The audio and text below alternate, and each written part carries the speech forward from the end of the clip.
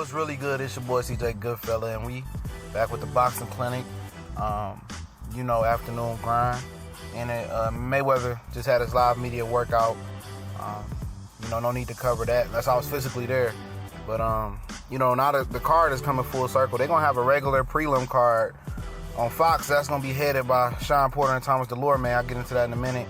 On the televised portion of the Mayweather card, it looks like it's gonna be Badu Jack, Nathan Cleverly, Steve Cunningham versus Andrew Tabiti, undefeated cruiserweight fighter. And we know Steve Cunningham brings to the table. I just spoke on that today. And Gervonta Tank Davis versus Rocky Martinez, and of course Floyd Mayweather taking on Conor McGregor in a circus of all circuses. But I want to talk about this fight right here. Now, I think out of all the fights on the night, I think this is the one,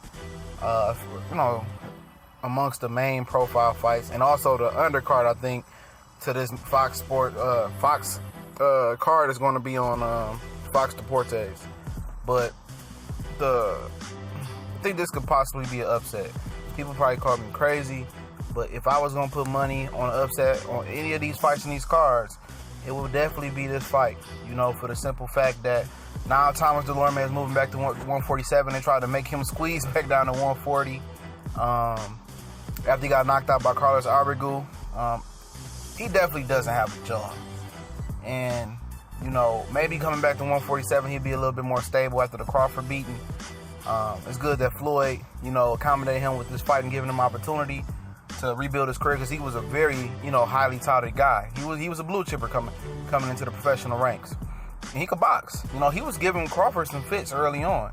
And I expect him to have his moments versus Shawn Porter. I think he can take Shawn Porter's punch. And it's only a 10-rounder. So Shawn Porter ain't the biggest puncher. If I had the greatest punch, I think he's a B puncher, especially at welterweight. I think he's a solid B puncher. I wouldn't say Abregu, was a great puncher as well. He's probably on the same level as a puncher as Shawn Porter. But something about Abregu, he just has some more. It's a different type of power. Shawn Porter is he'll wear you down, tree chopping motherfucker. He just chop at you, and his aggression is part of wearing you down and getting you knocked out. And I think Thomas Dulorme, in a make or break fight for him, for the simple fact that this motherfucker around here driving Uber, I think he gonna have the best Thomas Dulorme out here, man. If he had enough time to train, he must have knew this was already coming. I knew this fight was already in full circle about 3 weeks ago, almost a month ago. And if he's able to keep Shawn Porter on the outside and box Shawn Porter and catch him while he's coming in, he possibly can win this fight.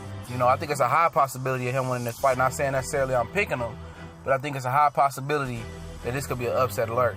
I know Shawn takes every fight seriously. He's more, his father said they train, to fight taller fighters, because he's always a shorter fighter, because he used to fight at, like 165 in the amateurs. So this definitely could be right up his alley, fighting a taller guy. But if he comes in there with that subpar jab, and Thomas Dulorme still got something left, basic 1-2 can beat Shawn Porter like Kell Brook did, in some patience. And if Dulorme is defensive responsible as well. So it's a lot of ifs, but definitely, I wouldn't be mad at you if you favor Shawn Porter. I'm favoring Shawn Porter. I'm just saying, if it's an upset on the night, I think it's Thomas Dulorme beating Shawn Porter. I think Dulorme got the pop to get Shawn Porter's respect and potentially put Shawn Porter lights out as well. He's a good puncher, a good athlete. He's a good boxer. He just don't have no jaw. And he don't have that edge. Like Shawn Porter's a tough Billy badass.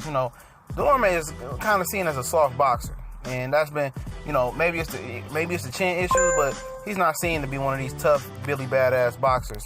And Shawn Porter probably chop his ass down anyway. But it's a dangerous fight, very dangerous fight. It's a stay busy fight for Shawn Porter, but it's not a cakewalk in my opinion. But this your boy CJ Goodfella. We gone.